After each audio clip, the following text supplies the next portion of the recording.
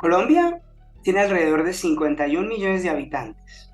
El 81,3% tiene acceso a las redes sociales. Por ejemplo, 36 millones de ciudadanos en Colombia tienen Facebook y en TikTok son más de 15 millones. Precisamente fue en esta plataforma china donde en 2022 el candidato presidencial de Colombia, Rodolfo Hernández, catapultó su imagen y su discurso político. Antes desconocido fuera de los límites de Bucaramanga, gracias a esta red social logró la atención de todo el país, pero en especial de las personas más jóvenes. Este candidato, originalmente no muy popular, pasó en menos de 5 meses y gracias a esta red social y al trabajo de su equipo, a liderar muchas de las encuestas que lo ponían como el futuro presidente del país. Precisamente, mi invitada de hoy es una de las protagonistas de este fenómeno. Luisa Fernanda Olejua es una joven publicista colombiana, publicista y directora de comunicaciones. Nacida en Bucaramanga, en el departamento de Santander, se hizo muy conocida en el país gracias a que fue la directora de comunicaciones y jefe de prensa de la campaña presidencial del ingeniero Rodolfo Hernández, exalcalde de la ciudad y candidato a la presidencia. Luisa se ganó la admiración de muchos estrategas y medios de comunicación de la región, ya que fue una pionera en la implementación de contenido viral en TikTok para obtener free press con medios tradicionales. Esta estrategia le permitió al ingeniero Rodolfo pasar de ser un candidato más a la presidencia del país a ser la segunda opción más fuerte de la contienda electoral. Todo esto no ha sido casual, pues Luisa tiene más de 7 años de experiencia en marketing digital y ha trabajado en diferentes agencias creativas y productoras audiovisuales, lo cual le ha permitido convertirse en un referente en su trabajo y cosechar frutos que hoy le permiten dedicarse a asesorar en temas de medios y comunicación a campañas políticas a nivel centroamericano. De igual modo, en la actualidad da charlas, dirige, forma y capacita a equipos de comunicación de alto rendimiento en áreas comerciales y privadas también. Algo importante es que dice Luisa que las injusticias la mueven mucho. Considera que ha sido una adolescente muy difícil, una persona muy rebelde y sobre todo que no sueña ni con casarse ni con ser mamá. Hace 30 años, tal vez era algo poco común o extraño, pero debo confesar que me alegra ver cómo hoy cada vez las mujeres tienen más voz, opinión y decisión en temas de política y en muchos otros ámbitos de la sociedad en América Latina. Así que me siento muy honrado de contar con ella como invitada del día de hoy. Bienvenida, Luisa. Muchas gracias por estar con nosotros. ¿Cómo estás? No, César, muchísimas gracias a ti por la invitación, gracias por esa introducción tan preciosa, me mueve un poquito el corazón escucharlo, verme como desde afuera, no es fácil, es bonito y es bastante conmovedor, la verdad. Pues nada, pues felicitaciones por todo ese camino que has recorrido y siempre me gusta iniciar la conversación hablando de las cualidades o talentos de mis invitados. Si yo le preguntara a tu círculo más cercano, ¿cuál es el mayor talento de Luisa Fernanda? ¿Qué crees que me dirían? Yo creo que dirían que mi capacidad de decisión y mi franqueza. Yo creo que cuenta como habilidad, como capacidad. Pues claro, yo creo que sí, en un mundo actualmente donde es tan difícil, bueno, es mi percepción muy personal, pero cada vez es más difícil, ¿no? Este espacio de honestidad, de franqueza, pues si los demás lo ven en ti como una cualidad, pues considero que está muy bien. ¿Y a ti cómo te hace sentir el ser percibida como una persona franca o esa capacidad de tomar decisiones, o con esa capacidad de tomar decisiones? Yo creo que eso ha sido lo que me ha llevado a lo largo de mi vida a tomar decisiones importantes, a tomar riesgos importantes, a cambiar rumbos importantes, el estar segura de lo que estoy haciendo, el defender lo que siento, lo que mi corazón me pide que haga. Yo creo que ha sido positivo. Yo he tratado porque pues a veces como ese exceso de franqueza o esa capacidad de decisión de pronto mal canalizado no es tan positivo en algunos momentos, pero he tratado de que sea positivo para mi vida y sobre todo también para los de los demás o las personas que me rodean. ¿Y tú crees que esto es un elemento que de alguna manera inspira a la gente de tu entorno? Yo creo que sí, sobre todo en las mujeres.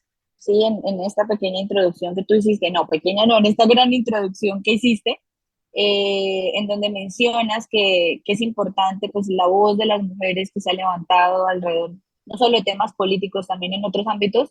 Yo creo que sí ha sido inspirador porque no es tan común ver mujeres siendo capaces de asumir riendas tan importantes como la dirección de la comunicación de un posible presidente, ¿sí? Entonces sí ha sido inspirador. Qué bueno, porque yo creo que eso es importante recalcarlo, el rol que cada vez es más evidente y que esa puerta que se está abierto, que se está abriendo, perdón, a las mujeres, que al final de cuentas es una puerta que siempre debió estar abierta. Y si queremos entrar en tu vida personal un poco, ¿quieres hablarnos de cómo fue tu infancia y tu entorno familiar en general? Yo crecí en una familia muy bonita al norte de la ciudad en donde nací, en Bucaramanga, Santander, que es una ciudad pequeña de mi país. Eh, Como todas las familias pues colombianas o latinoamericanas, con muchas necesidades, ¿sí? Digamos que al norte de la ciudad en donde yo nací es donde de pronto vive la gente más humilde de la ciudad, allí con una familia muy amorosa, con mis padres y mi hermano, pero siempre como con el ejemplo de mi papá, de muy trabajador, un hombre que nos dio absolutamente todo, que se esmeró porque en su familia lo tuviera todo. Mi mamá, pues desde casa cuidándonos, ella fue quien se encargó de la crianza de mi hermano y mía.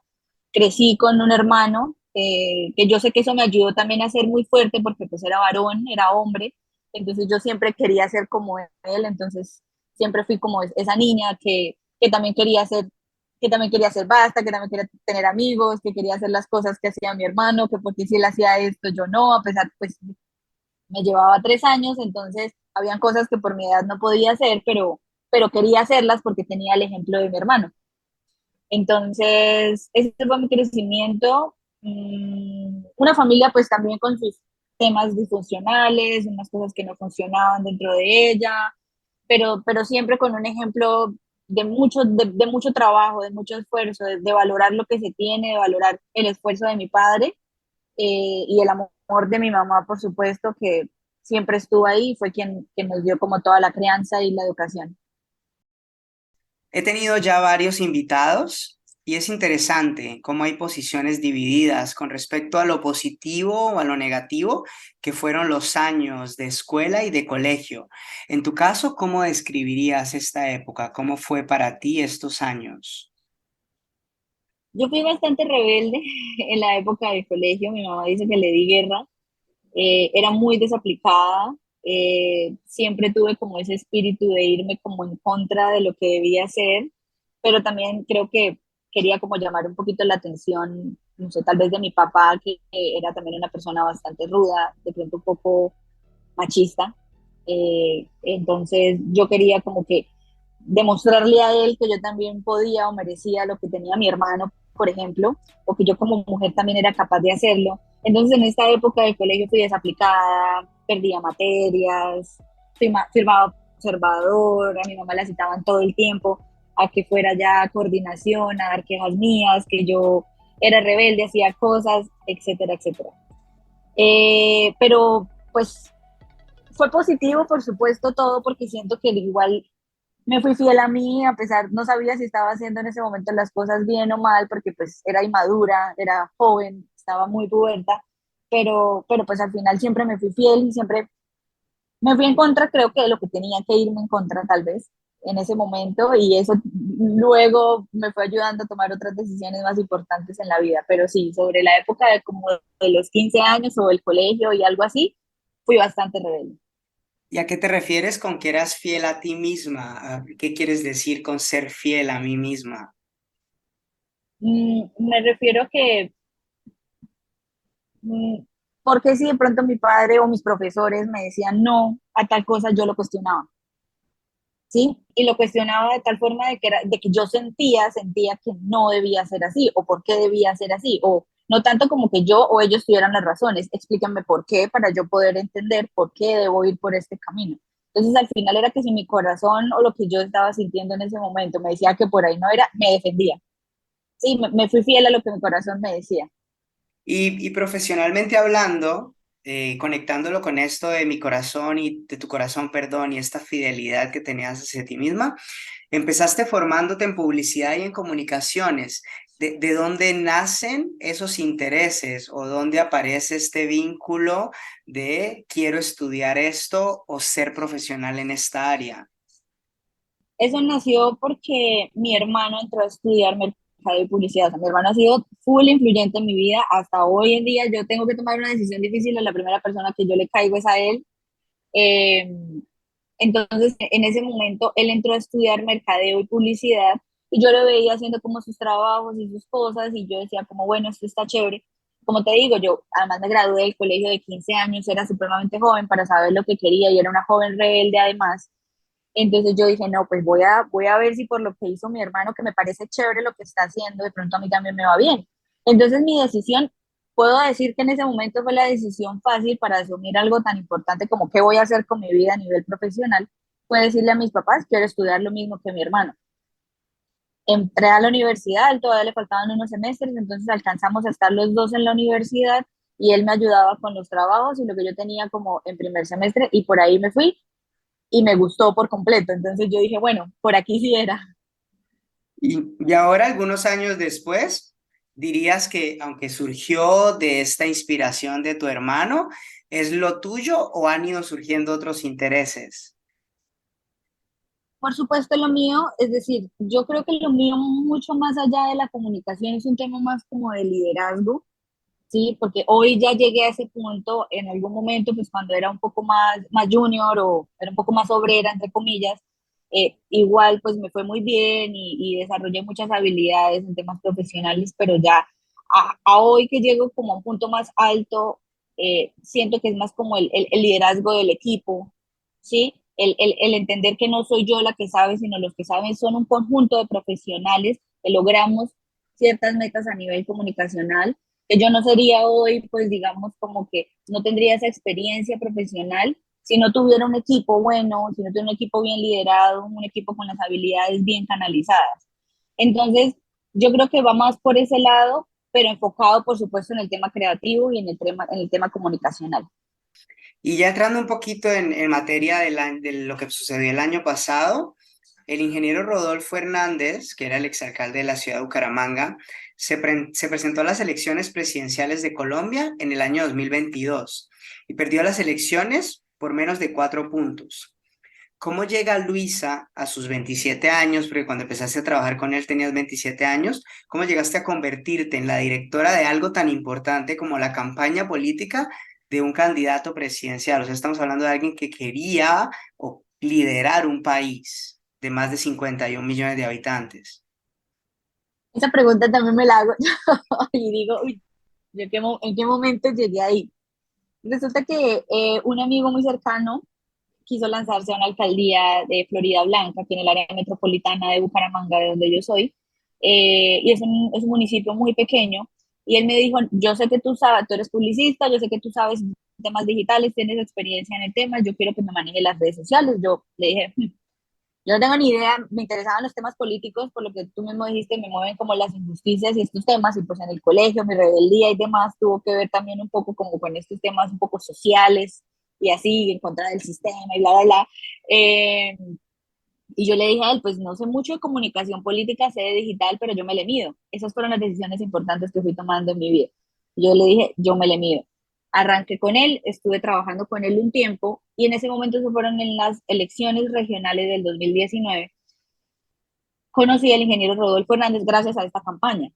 Por temas que pues, no tienen nada que ver como con esto, yo decido salir de esa campaña y de una vez le escribí al equipo de Rodolfo porque ya había tenido la oportunidad de conocerlo. Estoy desocupada, acabo de renunciar a la otra campaña, tengo toda la disposición de aprender y si me necesitan estoy disponible. Otro riesgo, otro atrevimiento que tomé en ese momento, sin obviamente imaginar de que a la semana me iban a llamar a decirme, pase por la oficina del ingeniero, traiga la hoja de vida impresa, él quiere conocerla y necesitamos una persona que nos ayude con transmisiones en vivo y con edición de video. claro que es un puesto muy junior, muy, muy, muy junior. Yo les dije, pues hagámosle. No me iban a pagar lo que ni siquiera en ese momento yo me merecía, pero si no estaba ahí adentro, entonces sí, en qué momento iba a tener experiencia, o por lo menos yo dije, es un trabajo que si conservo 6 meses en mi hoja de vida va a sumar. Sí, empecé a analizar como lo positivo que era mucho más allá del sueldo o el cargo como tal que iba a tener. Ahí arranqué así, tal cual, ayudándoles con unas transmisiones en vivo y ayudándoles con el tema de edición de video. Y así fui escalando, entonces como me di cuenta que no manejaban bien Instagram, entonces yo empecé a sugerir, y empecé a sugerir, y empecé a sugerir, y empecé a darme cuenta que habían cosas que se podían implementar. Ya tuve un poco más de contacto con sus asesores, ya empecé a ganarme la confianza de él, pues es un señor de 77 años, que ha sido un empresario súper exitoso en el país, entonces también como que siempre esos miedos de que lo que yo digo sí es válido, de que lo que yo digo sí es acertado, de que yo sí estoy siendo responsable con mi profesión, con las decisiones que estoy tomando. Eso fue como de septiembre a diciembre. Para enero del 2020, el ingeniero me dice, yo quiero que usted vaya a la primera reunión estratégica de la campaña presidencial. Y yo, pues por supuesto que esto es un honor, claro que voy a ir. Esa reunión se dio en Cartagena, en otra ciudad de aquí de Colombia, y arrancamos. Y a partir de ahí los roles se fueron dando cuando empezamos a tener más requerimientos de comunicación, como que hubo recolección de firmas, o ya nos lanzamos oficialmente, o ya tenemos entrevistas con medios nacionales y demás, pues yo empecé a necesitar apoyo, fueron gráficos, editores, y empecé a decirle a él que necesitábamos más gente para el equipo. Entonces todas las personas las fui consiguiendo yo, fui consiguiendo las hojas de vida, haciendo las entrevistas y los filtros para él, y siempre con la responsabilidad de formarle un buen equipo para la comunicación de él, hasta que terminé dirigiendo eh, 13, 14 personas, al final fuimos, y siendo pues la jefe de prensa de la campaña. Y cuando te dieron el puesto, o sea, porque obviamente fue una cosa muy orgánica pasar de un puesto junior a ya liderar la campaña como tal, cuando ya te dan el puesto de manera formal y empiezas a conocer el trabajo que ibas a realizar, la estrategia, la responsabilidad, ¿en algún momento tuviste dudas de si eras capaz o no, o dudaste de tus capacidades? Todo el tiempo, todo el tiempo, todo el tiempo llegaba a mi casa y decía, yo sí seré capaz con esto, o sea, es en serio que yo, que tengo un señor de 77 años haciéndome preguntas sobre cómo comunicar. Sí, yo sí estaré, sobre todo era el miedo a la responsabilidad, sí, yo sí estoy siendo responsable, o es mejor retirarme, o es mejor decirle a él, no, necesita alguien con más experiencia, necesita alguien que sepa un poco más, y sin embargo lo hice, siempre fui muy franca en temas puntuales, ejemplo, como una estrategia de pauta, o un planner de medios, sí, yo le decía a él de entrada, yo no sé de esto, pero le tengo el profesional. Sí, entonces a pesar de que dudaba de mí, que yo creo que igual es normal, porque todos ahí, como que la mayoría de profesionales con el síndrome del impostor a full, creyendo que uno nunca es capaz o que no es merecedor de lo que está haciendo, pero luchando también como con esos miedos internos que, pues, por supuesto, todos los tenemos. Lo fui desarrollando de esa manera, sintiéndome segura que también las personas que yo estaba poniendo en el equipo eran las adecuadas, eran las idóneas para la responsabilidad que tenía yo de la comunicación. Y en las noches hablándome a mí misma y diciéndome, no, Luisa, ¿cómo así? Ya llegó hasta aquí, se va a rendir. Yo creo que eso era lo que más me decía. O sea, ya pasó por todo esto, ya lloró todo lo que ha tenido que llorar, ya ha tenido todo el estrés que ha tenido que tener, ya le han dado a las 11 de la noche y trabajando desde las 5 de la mañana, ya se ha pegado los viajes durísimos que nos tocó pegarnos por todo el país para que se rinda. No, hágale que ganemos o perdamos, al final yo voy a ganar. Eh, Personalmente voy a ganar un montón. Entonces, eso era lo que me hacía como continuar. Y de dónde, digamos, en qué momento te das cuenta de que, porque lo que acabas de decir, ¿no? Cambiar este discurso interno y empezar a decirme las cosas y reforzarme de manera positiva, ¿en qué momento este reforzamiento positivo empieza a convertirse en algo normal o en algo diario o en algo constante para desarrollar esa seguridad y esa confianza? Cuando me di cuenta que lo que estaba haciendo era bastante grande, cuando ya medios nacionales se contactaban conmigo para oficializar una postura del ingeniero, cuando ya el país se tomó en serio, Rodolfo. ¿sí? Cuando ya se lo tomó muy en serio y de verdad él puede ser el presidente, yo dije, hombre, yo no me puedo rendir. Ya yo sigo de aquí para adelante, pase lo que pase, y tengo que convencerme de que soy capaz y de que lo voy a lograr. Y si no, alguien me va a empujar, pero esto grande no me queda. Y aunque las elecciones fueron el año pasado, tu trabajo empezó en 2019 más o menos, que ya contabas un poco todo el camino, pero ¿tú crees que hubo una clave para convertir a Rodolfo en un candidato fuerte y número uno en las encuestas? O sea, ¿hay algo que hayas descubierto de que tú digas a nivel de marketing o a nivel profesional o a nivel de experiencia, esta fue la clave para Luisa? Yo creo que se trató de mostrar a Rodolfo qué pasaba. Rodolfo tenía pues como una imagen, él tuvo un momento en su alcaldía en donde golpeó a un concejal, ha sido siempre muy polémico, ¿sí? Y él es una persona, pues, lo repito, de 77 años, criado por campesinos de esta región de Colombia, pues que somos, hablamos duro, hablamos fuerte, sí, entonces él siempre ha sido muy polémico, pero cuando nosotros estábamos con él hablando en una mesa pequeña con pocas personas, es una persona que echa chistes, sí, para mí fue muy buen jefe, una persona que paga puntual, sí, entonces yo decía, tenemos que lograr que a través de digital la gente conozca esto que nosotros que estamos aquí al lado de él conocemos. ¿Sí? Siempre siendo muy auténtico, por lo general en marketing político se maquilla mucho el personaje, ¿sí? Y por supuesto eso hace parte del trabajo, eso hace parte de la labor, pero con Rodolfo no nos pasaba porque pues ya él era muy buen producto, o sea, él en sí como personaje era muy bueno, lo que nosotros teníamos que hacer era que la gente lo supiera. Entonces cuando empezamos a trabajarle esa autenticidad a él, sin maquillar sus palabras, sin maquillar su discurso, sin tratarlo de hacerlo ver perfecto, sino vulnerable, auténtico, real, como el señor que es, yo creo que eso fue, digamos que, muy importante en la comunicación y eso lo logramos a través de digital, porque en la comunicación tradicional, pues, no se permite tanto. Los comerciales son con guión, pues las vallas no le dicen a uno mucho de lo que es en esencia la persona. En cambio, en digital, con tanto contenido que podíamos producir, sí pudimos vender como esa imagen que nosotros sí le conocíamos a él, ya un poco más íntima, de una persona que echa chistes, que es un abuelito querido, etcétera. Y hay algo que me llama mucho la atención, algo que se hablaba mucho, o sea, por lo menos a mí me generaba mucho conflicto, ¿no? Saber que había una mujer que lideraba el equipo de campaña y que era la líder y era la cara y él hablaba de ti en los medios y demás, pero luego se hablaba de machismo. Entonces, de alguna manera, digamos, después de todo lo que aprendiste con él, y es verdad que lo que decías, ¿no? Una persona que viene de una familia campesina en una región que para los que somos de Colombia sabemos que Bucaramanga y Santander pues tiene una base bastante machista. En ese aspecto, ¿cuál fue el aprendizaje más bonito de haber trabajado con él directamente a pesar de todas estas cosas que él tenía de la región y de todos estos comportamientos normalizados? Que a pesar de todo eso, porque yo sé que eso tiene que estar o sea, eso es como te digo, ¿cuál palabra utilizo? Yo creo que en el caso de él, por un tema cultural, su forma de hablar, las expresiones que utiliza, cómo se refiere a ciertas cosas, yo creo que no lo hace de manera malintencionada. ¿Sí? Yo le decía esto a los medios cuando tuvimos toda esta crisis del machismo y demás, y no era excusándolo porque por supuesto que no lo hago y por mi propia forma de ser y como te digo, de mi proceso de infancia, de mi papá, de mi rebeldía, no lo permitiría de ninguna manera, pero sí puedo entender, también tengo la capacidad de entender que esas formas es de su infancia, es de la cultura de los santandereanos, ¿sí? Y aún así, su asistente personal era una mujer.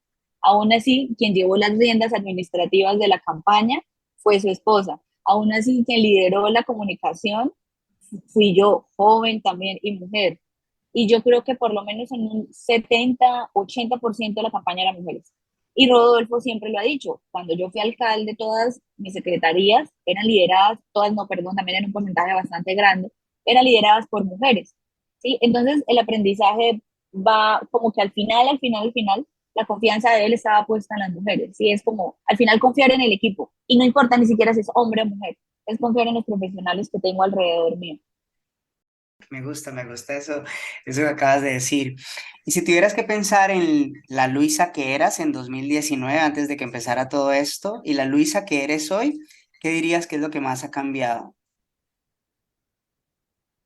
Mm, yo creo que ya no soy la rebelde sin causa que peleaba porque sí, porque no, porque incluso en un momento de la campaña se dio y yo era un poco negada a muchas cosas y otros equipos pues decían es que con Luisa no se puede, o es que Luisa de todo dice que no, o Luisa es muy ciega de las cosas, entonces aprendí que pues que hay peleas que es mejor no darse, sí, que hay luchas que es mejor no darse, que hay muchos egos profesionales y que cuando las personas de pronto lo atacan a uno es mejor uno no pelearle, sino entender que son procesos que ellos tienen consigo mismos y que no es conmigo, que no soy yo, que es ellos con ellos y yo también tengo mis luchas conmigo misma, ¿sí?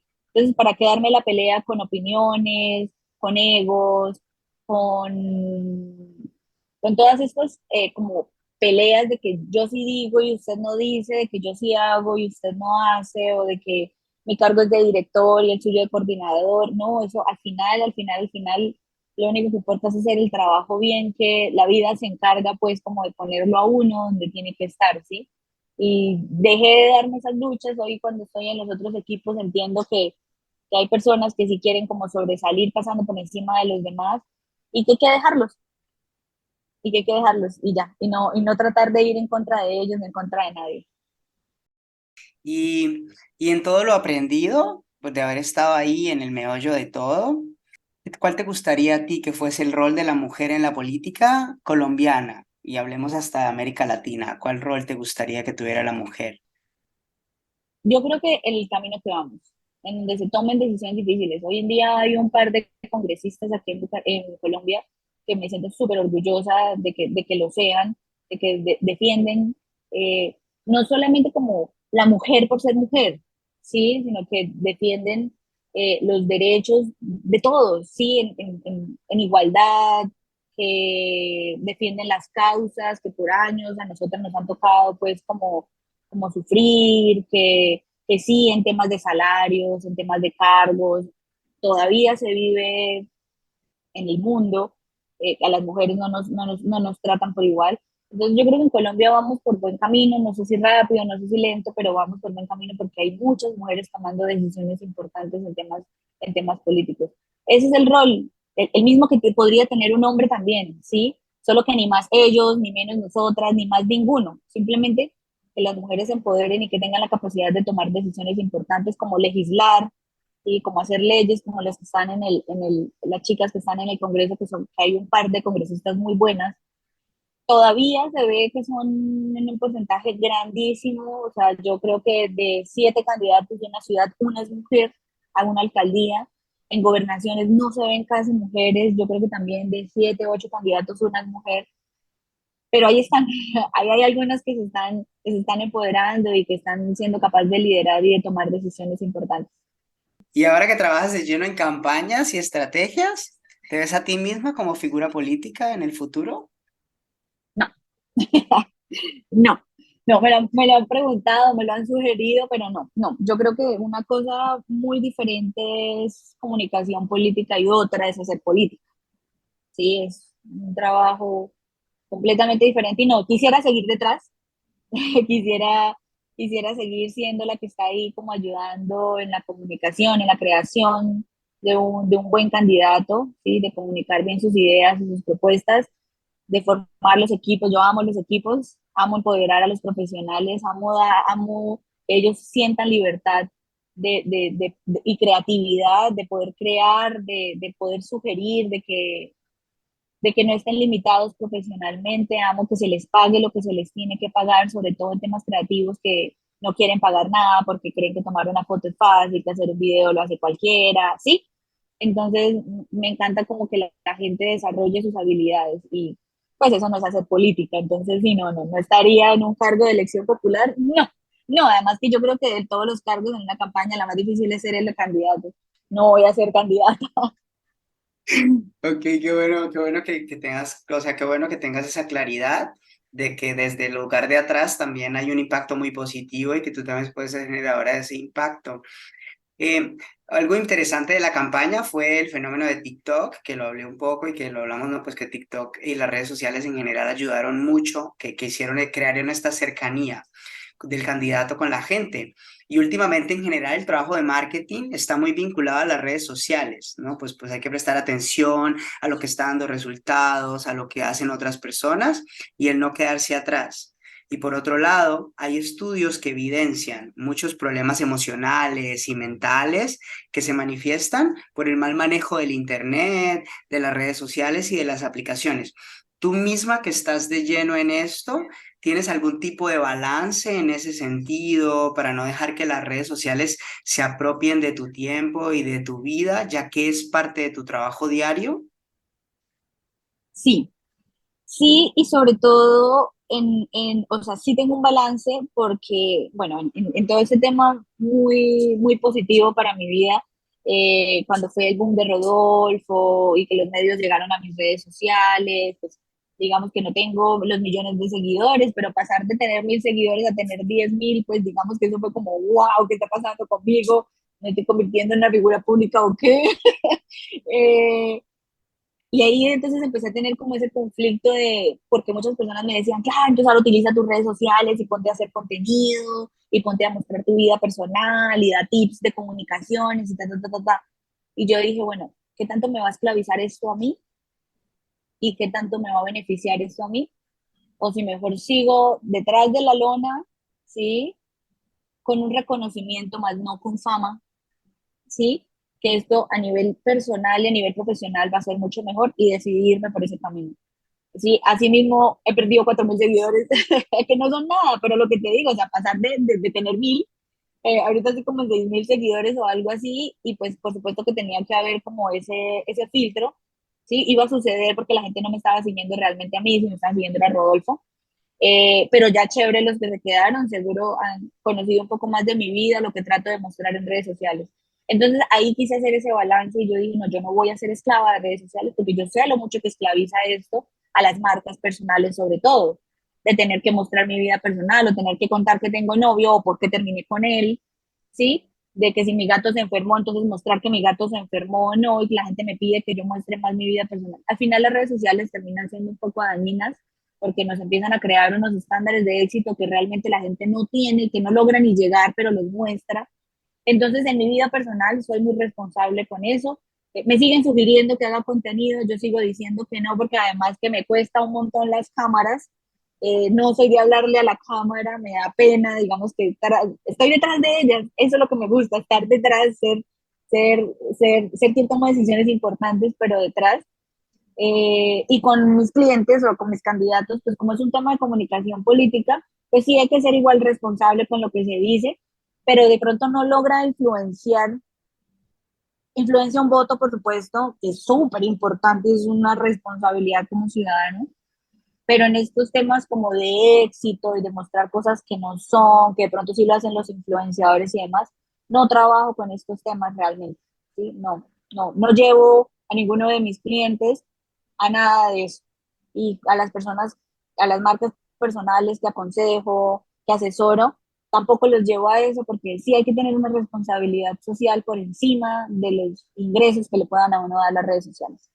Algo que decías al principio, como esto que decías, ¿no? Del mérito y el reconocimiento, ¿qué es lo que más admiras de ti misma hoy? Ay, esas preguntas son difíciles porque es que yo creo que uno nunca se las hace. No, uno como que bueno, voy a sentar a pensar qué es lo que más admiro de mí. No, yo creo que eso, o sea, lo capaz que he sido de tomar decisiones, ¿sí? Es que me le he enfrentado, que fui capaz de pararme al frente de un señor de 77 años y no me dio miedo decirle que yo le iba a manejar la comunicación, ¿sí? Que me le enfrenté a sus asesores de otros 77 años con premios mega internacionales en publicidad, decirles, sí, TikTok sí funciona, que fui capaz de defender el presupuesto que necesitaba mi equipo para poder contratar y contratar más profesionales, sí, que fui capaz de tomar decisiones personales como no casarme con la persona que me quería casar, que fui capaz de también pararme al frente de mi papá y decirle, es que usted no saca nada con tener 3 carros y yo no tengo pase y mi hermano sí. Sí, o sea, todas esas pequeñas cosas en donde yo fui capaz y fui capaz y fui capaz de pararme al frente a los miedos. Yo creo que eso admiro de mí. Digamos, has hecho muchas cosas, hay muchos hitos, hay muchos logros, hay muchas cosas que acabas de decir y que has ido hablando durante la entrevista, pero normalmente es para ti fácil como de alguna manera reconocerte o premiarte esas cosas que hace 4 años parecían imposibles y hoy son parte de tu marca personal o estos cambios, estas decisiones, este confrontar. ¿Te es fácil detenerte, darte cuenta y reconocer esas cosas que eres capaz de hacer que para otras personas no es tan fácil? En este momento ya es mucho más fácil para mí mirar para atrás y decir, sí, he hecho cosas, pero en el proceso y me seguirá sucediendo que no, porque por lo general, pues uno tiene muchos miedos y muchas luchas internas, inseguridades a nivel personal, a nivel profesional. Pero yo creo que es una lucha constante, ¿no? Es una lucha constante de reconocerse, de mirarse al espejo, de trabajar en el amor propio, que creo que es muy difícil, y de ser responsable siempre con el entorno, con las propias decisiones, de que mis luchas no tienen por qué afectar mi entorno, que si de repente estoy mal geniada, no puedo llegar a la oficina a tratar mal a alguien, de que si yo no me siento segura de mis decisiones voy a retrasar el proceso profesional de un equipo o de un candidato, ¿sí? Entonces, seguir trabajando con lo que es el merecimiento realmente es muy duro porque cuando pasó todo esto yo decía, yo de verdad estoy en televisión nacional, o sea, de verdad a RCN le importa si yo estoy trabajando con este candidato, con el otro, ¿sí?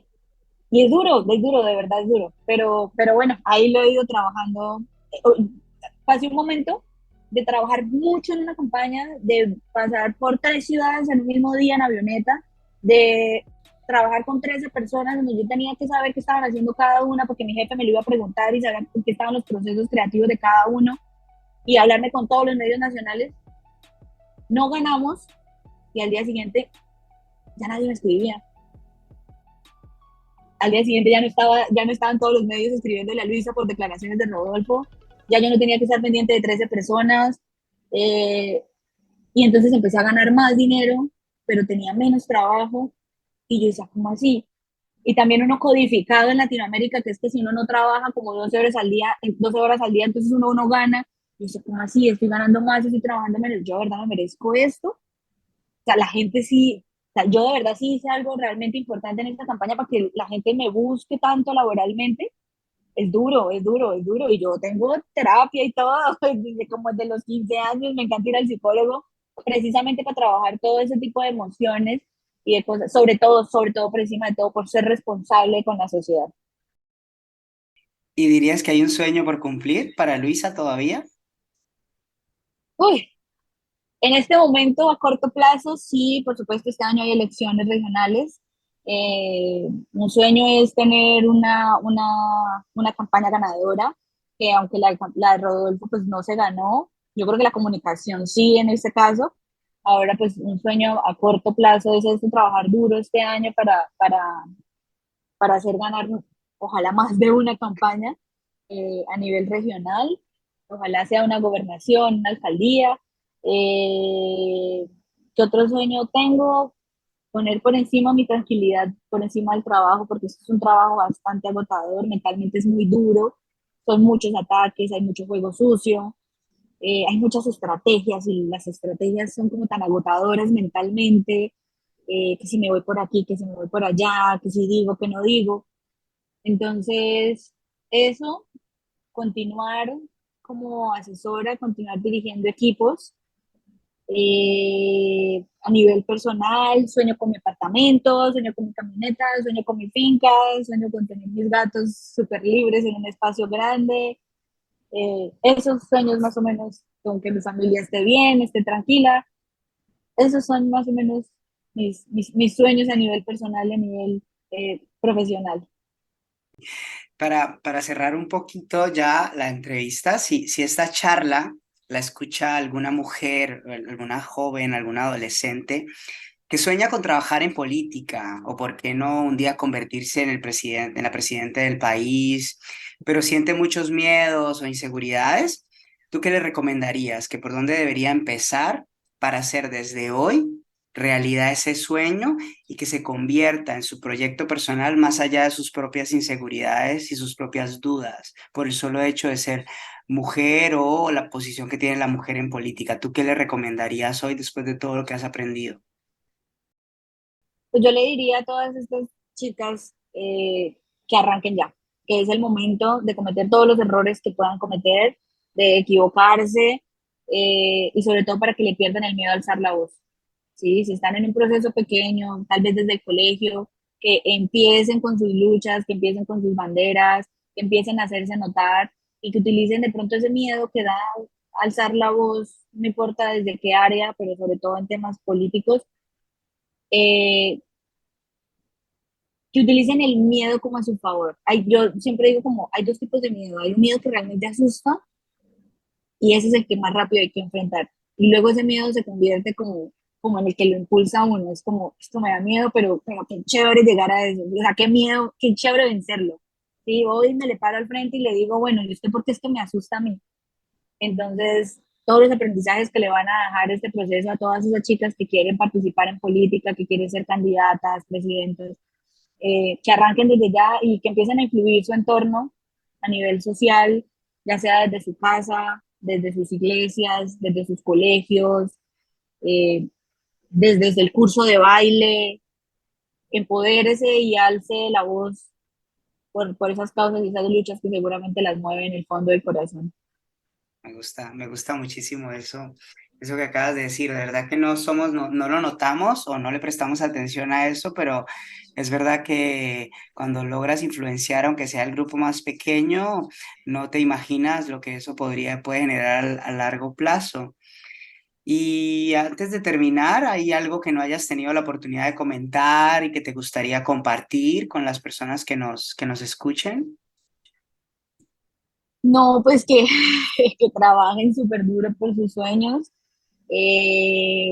pero que lo dije hace un rato realmente. Traten de estar tranquilos, lo que sea que hagan, las decisiones que tomen. Si les trae tranquilidad, por ahí es.